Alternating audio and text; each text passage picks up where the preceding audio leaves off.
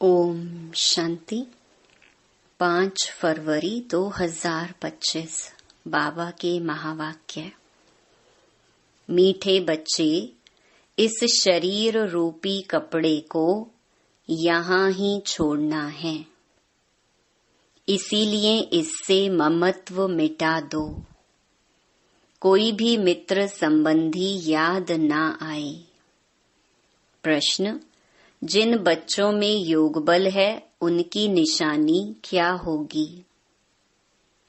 उत्तर: उन्हें किसी भी बात में थोड़ा भी धक्का नहीं आएगा, कहाँ भी लगाव नहीं होगा।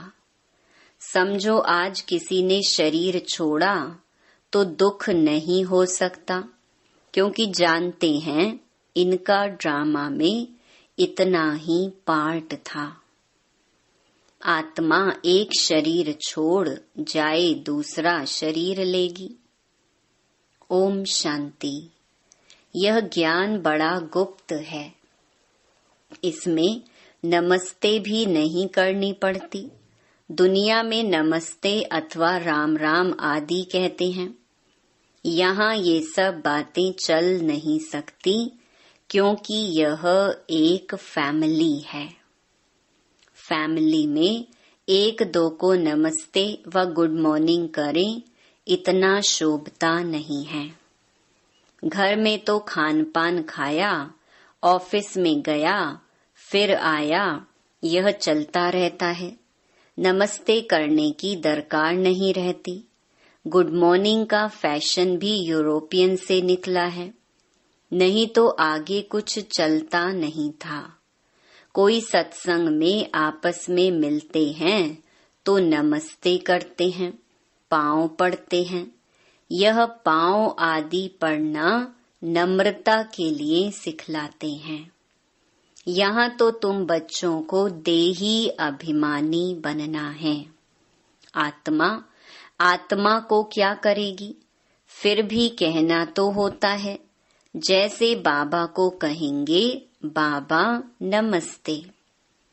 अब बाप भी कहते हैं, मैं साधारण ब्रह्मा तन द्वारा तुमको पढ़ाता हूँ, इन द्वारा स्थापना कराता हूँ। कैसे? सो तो जब बाप सम्मुख हो तब समझावे, नहीं तो कोई कैसे समझे। यह बाप सम्मुख बैठ समझाते हैं तो बच्चे समझते हैं। दोनों को नमस्ते करनी पड़े, बाप दादा नमस्ते। बाहर वाले अगर यह सुने तो मूंझेंगे कि यह क्या कहते हैं बाप दादा। डबल नाम भी बहुत मनुष्यों के होते हैं ना, जैसे लक्ष्मी नारायण अथवा राधे कृष्ण भी नाम है। यह तो जैसे स्त्री पुरुष इकट्ठे हो गए। अब यह तो है बाप दादा। इन बातों को तुम बच्चे ही समझ सकते हो। जरूर बाप बड़ा ठहरा। वह नाम भल डबल हैं, परंतु है तो एक ना। फिर दोनों नाम क्यों रख दिए हैं? अभी तुम बच्चे जानते हो यह रॉन्ग नाम है। बाबा को और तो कोई पहचान ना सके।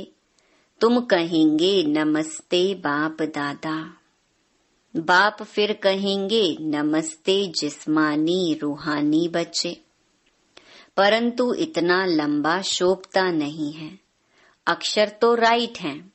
तुम अभी जिस्मानी बच्चे भी हो तो रूहानी भी हो।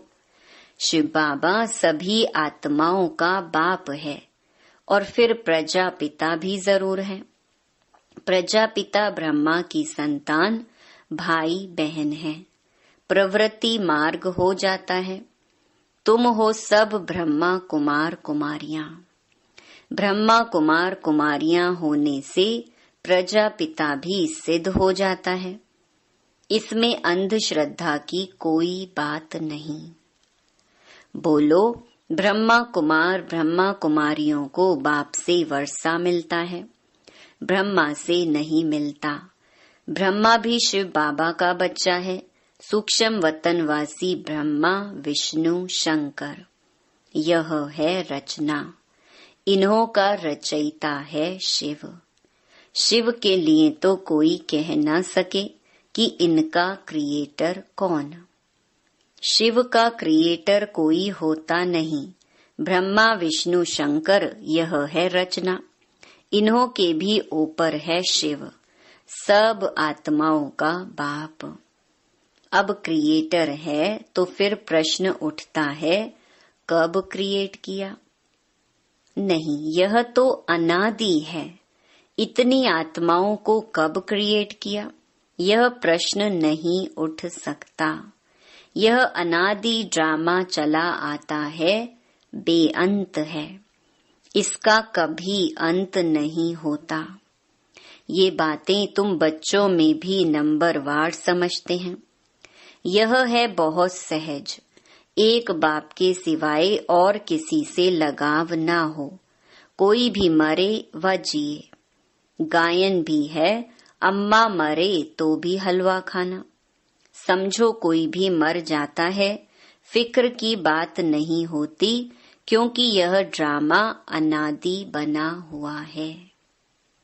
ड्रामा अनुसार उनको इस समय जाना ही था। इसमें कर ही क्या सकते हैं? जरा भी दुखी होने की बात नहीं। यह है योग बल की अवस्था। लॉ कहता है, जरा भी धक्का नहीं आना चाहिए। सब एक्टर्स है ना, अपना अपना पार्ट बजाते रहते हैं। बच्चों को ज्ञान मिला हुआ है। बाप से कहते हैं, हे परम पिता परमात्मा, आकर हमको ले जाओ। इतने सब शरीरों का विनाश कराए, सब आत्माओं को साथ में ले जाना, यह तो बहुत भारी काम हुआ। यहाँ कोई एक मरता है तो 12 मास रोते रहते हैं। बाप तो इतनी सारी ढेर आत्माओं को ले जाएंगे। सबके शरीर यहाँ छूट जाएंगे। बच्चे जानते हैं, यह महाभारत लड़ाई लगती है तो मच्छरों सदृश्य जाते रहते हैं। नेचुरल कैलेमिटीज भी आने की है। ये सारी दुनिया बदलती है। अभी देखो, इंग्लैंड, रशिया आदि कितने बड़े बड़े हैं। सतयुग में यह सब थे क्या? दुनिया में यह भी किसकी बुद्धि में नहीं आता कि हमारे राज्य में यह कोई भी थे नहीं। एक ही धर्म, एक ही राज्य था। तुम्हारे में भी नंबरवार हैं, जिनकी बुद्धि में अच्छी रीति बैठता है। अगर धारणा हो तो वह नशा सदैव चढ़ा रहे। नशा कोई को बहुत मुश्किल चढ़ा रहता है। मित्र संबंधी आदि सब तरफ से याद निकालकर एक बेहद की खुशी में ठहर जाएं, बड़ी कमाल है। हाँ, यह भी अंत में होगा। पिछाड़ी में ही कर्मातीत अवस्था को पा लेते हैं। शरीर से भी भान टूट जाता है। बस अभी हम जाते हैं। यह जैसे कॉमन हो जाएगा, जैसे नाटक वाले पार्ट बजाए फिर जाते हैं घर। यह देह रूपी कपड़ा तो तुमको यहाँ ही छोड़ना है। यह कपड़े यहाँ ही लेते हैं, यहाँ ही छोड़ते हैं। ये सब नई बातें तुम्हारी बुद्धि में हैं और किसकी बुद्धि में नहीं। अल्फ और बे। अल्फ है सबसे ऊपर में। कहते भी हैं, ब्रह्मा द्वारा स्थापना, शंकर द्वारा विनाश, विष्णु द्वारा पालना। अच्छा, बाकी शिव का काम क्या है? ऊंचते ऊंच शिव बाबा को कोई भी जानते नहीं। कह देते वह तो सर्वव्यापी है। ये सब उनके ही रूप हैं। सारी दुनिया की बुद्धि में यह पक्का हो गया है। इसीलिए सब तमो प्रधान बने हैं। बाप कहते हैं सारी दुनिया दुर्गति को पाई हुई है, फिर हम ही आकर सबको सद्गति देते हैं। अगर सर्वव्यापी है तो क्या सब भगवान ही भगवान है? एक तरफ कहते ऑल ब्रदर्स, फिर कह देते ऑल फादर्स, समझते नहीं हैं। अब तुम बच्चों को बेहद का बाप कहते हैं, बच्चे मुझे याद करो तो तुम्हारे विकर्म विनाश होंगे। तुम्हें इस दादा को व मम्मा को भी याद नहीं करना है। बाप तो कहते हैं कि ना मम्मा ना बाबा, कोई की महिमा कुछ भी नहीं। शिव बाबा ना होता तो यह ब्रह्मा भी क्या करता? इनको याद करने से क्या होगा? हाँ, तुम जानते हो इन द्वारा हम बाप से वर्षा ले रहे हैं। इनसे नहीं, यह भी उनसे वर्षा लेते हैं, तो याद उनको करना है। यह तो बीच में दलाल है। बच्चे और बच्ची की सगाई होती है, तब याद तो एक दूसरे को करेंगे ना। शादी कराने वाला तो बीच में दलाल ठहरा। इन द्वारा बाप तुम आत्माओं की सगाई अपने साथ कराते हैं। इसीलिए गायन भी है, सतगुरु मिला दलाल के रूप में। सतगुरु कोई दलाल नहीं है, सतगुरु तो निराकार है। भल गुरु ब्रह्मा गुरु विष्णु कहते हैं, परंतु वह कोई गुरु है नहीं। सतगुरु एक बाप ही है जो सर्व की सद्गति करते हैं। बाप ने तुमको सिखाया है, तब तुम औरों को भी रास्ता बताते हो और सबको कहते हो कि देखते हुए भी नहीं देखो। बुद्धि शिव बाबा से लगी रहे। इन आँखों से जो कुछ देखते हो कब्र दाखिल होना है। याद एक बाप को करना है, ना कि इनको। बुद्धि कहती है इनसे थोड़ी वर्षा मिलेगा। वर्षा तो बाप से मिलना है, जाना भी बाप के पास है। स्टूडेंट को थोड़े ही याद करेंगे, स्टूडेंट तो टीचर को याद करेंगे ना। स्कूल में जो तीखे बच्चे होते हैं वह फिर औरों को भी उठाने की कोशिश करते हैं।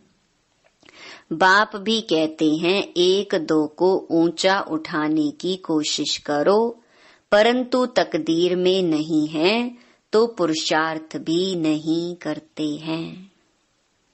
थोड़े में ही राजी हो जाते हैं। समझाना चाहिए, प्रदर्शनी में बहुत आते हैं। बहुतों को समझाने से उन्नति बहुत होती है। निमंत्रण देकर मंगाते हैं तो बड़े बड़े समझदार आदमी आते हैं। बिगर निमंत्रण से तो कई प्रकार के लोग आ जाते हैं, क्या क्या उल्टा सुल्टा बकते रहते हैं। रॉयल मनुष्यों की चाल चलन भी रॉयल होती है। रॉयल आदमी रॉयल्टी से अंदर घुसेंगे। चलन में भी बहुत फर्क रहता है। उनमें चलने की बोलने की कोई फजीलत नहीं रहती। मेले में तो सभी प्रकार के आ जाते हैं, किसको मना नहीं की जाती है। इसीलिए कहाँ भी प्रदर्शनी में निमंत्रण कार्ड पर मंगाएंगे तो रॉयल अच्छे अच्छे लोग आएंगे। फिर वह औरों को भी जाकर सुनाएंगे। कभी फीमेल्स का प्रोग्राम रखो तो सिर्फ फीमेल्स ही आकर देखें, क्योंकि कहाँ कहाँ फीमेल्स बहुत पर्दे नशीन होती हैं। तो सिर्फ फीमेल्स का ही प्रोग्राम हो, मेल कोई भी ना आए। बाबा ने समझाया है, पहले पहले तुमको यह समझाना है कि शिव बाबा निराकार है। शिव बाबा और प्रजापिता ब्रह्मा दोनों बाबा हुए, दोनों एक रस तो हो ना सके। जो दोनों बाबाओं से वर्षा मिले, वर्षा दादे का या बाप का मिलेगा। दादे की मिल्कियत पर हक लगता है। भल कैसा भी कपूत बच्चा होगा तो भी दादे का वर्षा मिल जाएगा। यह यहाँ का कायदा है। समझते भी हैं इनको पैसा मिलने से 1 वर्ष के अंदर उड़ा देंगे, लेकिन गवर्नमेंट के लॉ ऐसे हैं जो देना पड़ता है। गवर्नमेंट कुछ कर नहीं सकती है। बाबा तो अनुभवी है। एक राजा का बच्चा था, 1 करोड़ रुपया 12 मास में खत्म कर दिया। ऐसे भी होते हैं। शिव बाबा तो नहीं कहेंगे कि हमने देखा है, यह दादा कहते हैं हमने बहुत ऐसे मिसाल देखे हैं। यह दुनिया तो बड़ी गंदी है। यह है ही पुरानी दुनिया, पुराना घर। पुराने घर को हमेशा तोड़ना होता है। इन लक्ष्मी नारायण के राजाई घर देखो कैसे फर्स्ट क्लास हैं। अभी तुम बाप द्वारा समझ रहे हो और तुम भी नर से नारायण बनते हो। यह है ही सत्य नारायण की कथा। यह भी तुम बच्चे ही समझते हो। तुम्हारे में भी पूरे फ्लावर्स अभी बने नहीं हैं। इसमें रॉयल्टी बड़ी अच्छी चाहिए। तुम उन्नति को दिन प्रतिदिन पाते रहते हो, फ्लावर्स बनते जाते हो। तुम बच्चे प्यार से कहते हो बाप दादा। यह भी तुम्हारी नई भाषा है जो मनुष्यों की समझ में नहीं आ सकती। समझो बाबा कहाँ भी जाए तो बच्चे कहेंगे बाप दादा नमस्ते। बाप रिस्पॉन्ड देंगे रूहानी जिस्मानी बच्चों को नमस्ते। ऐसे कहना पड़े ना। कोई सुनेंगे तो कहेंगे यह तो कोई नई बात है। बाप दादा इकट्ठे कैसे कहते हैं? बाप और दादा दोनों एक कभी होते हैं क्या? नाम भी दोनों के अलग हैं। शिव बाबा, ब्रह्मा दादा। तुम इन दोनों के बच्चे हो। तुम जानते हो इनके अंदर शिव बाबा बैठा है। हम बाप दादा के बच्चे हैं। यह भी बुद्धि में याद रहे तो खुशी का पारा चढ़ा रहे और ड्रामा पर भी पक्का रहना है। समझो कोई ने शरीर छोड़ा, जाकर दूसरा पार्ट बजाएंगे। हर एक आत्मा को अविनाशी पार्ट मिला हुआ है। इसमें कुछ भी ख्याल होने की दरकार नहीं। उनको दूसरा पार्ट जाए बजाना है, वापस तो बुला नहीं सकते। ड्रामा है ना, इसमें रोने की कोई बात नहीं। ऐसी अवस्था वाले ही निर्मोही राजा जाकर बनते हैं। सतयुग में सब निर्मोही होते हैं।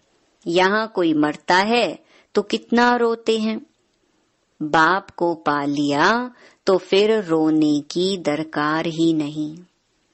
बाबा कितना अच्छा रास्ता बताते हैं। कन्याओं के लिए तो बहुत अच्छा है। बाप फालतू पैसे खर्च करे और तुम जाकर नर्क में पड़ो। इससे तो बोलो हम इन पैसों से रूहानी यूनिवर्सिटी कम हॉस्पिटल खोलेंगे। बहुतों का कल्याण करेंगे तो तुम्हारा भी पुण्य हमारा भी पुण्य हो जाएगा।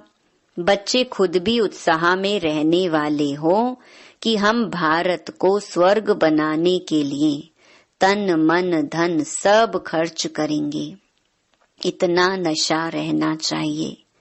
देना हो तो दो, ना देना हो तो ना दो। तुम अपना कल्याण और बहुतों का कल्याण करने नहीं चाहते हो। इतनी मस्ती होनी चाहिए। खास कुमारियों को तो बहुत खड़ा होना चाहिए। अच्छा, मीठे मीठे सिकिलधे बच्चों प्रति माता पिता बाप दादा का याद प्यार और गुड मॉर्निंग। रूहानी बाप की रूहानी बच्चों को नमस्ते। धारणा के लिए मुख्य सार। पहला, अपनी चाल चलन बहुत रॉयल रखनी है। बहुत फजीलत से बातचीत करनी है। नम्रता का गुण धारण करना है। दूसरा, इन आँखों से जो कुछ दिखाई देता है ये सब कब्र दाखिल होना है, इसीलिए इसको देखते भी नहीं देखना है। एक शिव बाबा को ही याद करना है, किसी देहधारी को नहीं। वरदान, मास्टर ज्ञान सागर बन गुड़ियों का खेल समाप्त करने वाले, स्मृति सो समर्थ स्वरूप भव। जैसे भक्ति मार्ग में मूर्ति बनाकर पूजा आदि करते हैं, फिर उन्हें डुबो देते हैं, तो आप उसे गुड़ियों की पूजा कहते हो। ऐसे आपके सामने भी जब कोई निर्जीव आसार बातें ईर्ष्या, अनुमान, आवेश आदि की आती हैं और आप उनका विस्तार कर अनुभव करते या कराते हो कि यही सत्य है, तो यह भी जैसे उनमें प्राण भर देते हो। फिर उन्हें ज्ञान सागर बाप की याद से बीती सो बीती कर स्व उन्नति की लहरों में डुबोते भी हो, लेकिन इसमें भी टाइम तो वेस्ट जाता है ना। इसीलिए पहले से ही मास्टर ज्ञान सागर बन स्मृति सो समर्थी भव के वरदान से इन गुड़ियों के खेल को समाप्त करो। स्लोगन, जो समय पर सहयोगी बनते हैं उन्हें एक का पदम गुणा फल मिल जाता है। अव्यक्त इशारे, एकांत प्रिय बनो, एकता और एकाग्रता को अपनाओ। जो भी राजनेताएं व धर्म नेताएं हैं उन्हों को पवित्रता और एकता का अनुभव कराओ। इसी की कमी के कारण दोनों सत्ताएं कमजोर हैं। धर्म सत्ता को धर्म सत्ता हीन बनाने का विशेष तरीका है पवित्रता को सिद्ध करना और राज्य सत्ता वालों के आगे एकता को सिद्ध करना। अच्छा, ओम शांति।